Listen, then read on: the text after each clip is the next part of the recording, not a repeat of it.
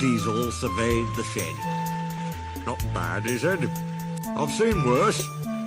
At least you're all clean." The engines gaped.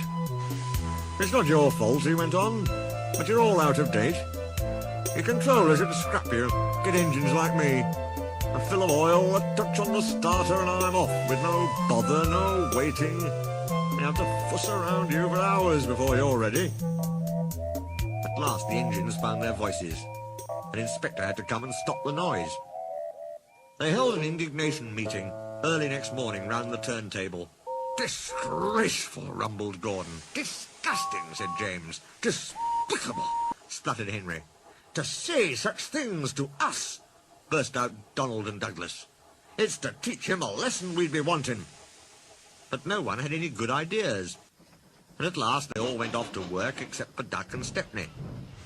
"Never mind," said Duck. "We'll be sure to think of something." "We'll have to be quick then," warned Stepney. But their chance came sooner than expected. Diesel purred comfortably. He was being warmed up well before time.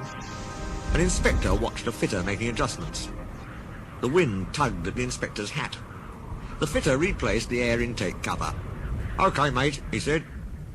"Look at me, Duck and Stepney, bird. Now I'll show you something." He advanced a few yards, and suddenly he coughed, faltered, choked, and stopped.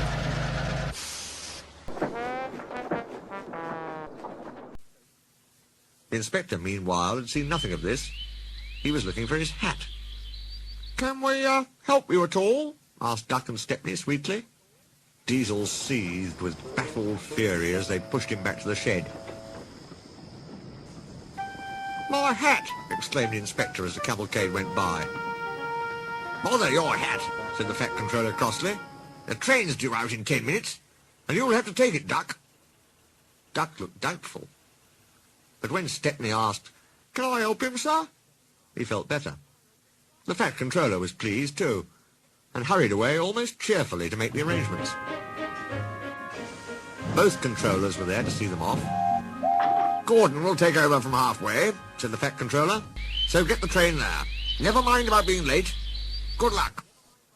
"Don't worry, sirs," smiled Stepney. "We'll get there, and be early, too." "Now for a sprint," whuffed Stepney. "I'm ready when you are," puffed Duck.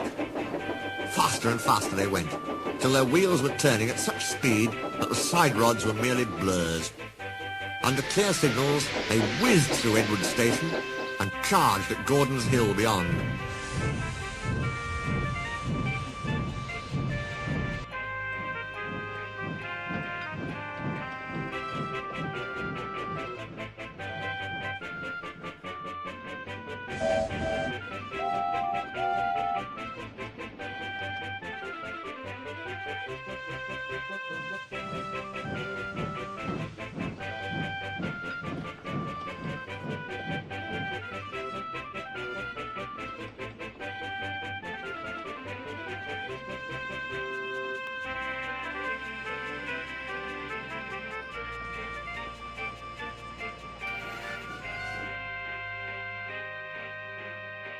"Hello," said Gordon. "You're early.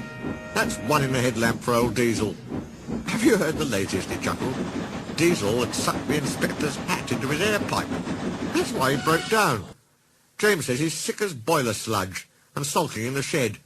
Out of date, are we? Ho, ho, ho!" And still laughing, Gordon puffed away. Everyone was sad next day when Stepney had to go. All the engines who could came to see him off. The Fat Controller made a speech, and so did Stepney's controller. Donald and Douglas made everyone sing Old Lang Syne, and then Stepney and his controller puffed off to a chorus of cheers and whistles. "Goodbye, Stepney, come again, goodbye, goodbye." But what about Diesel? He'd slipped away the night before.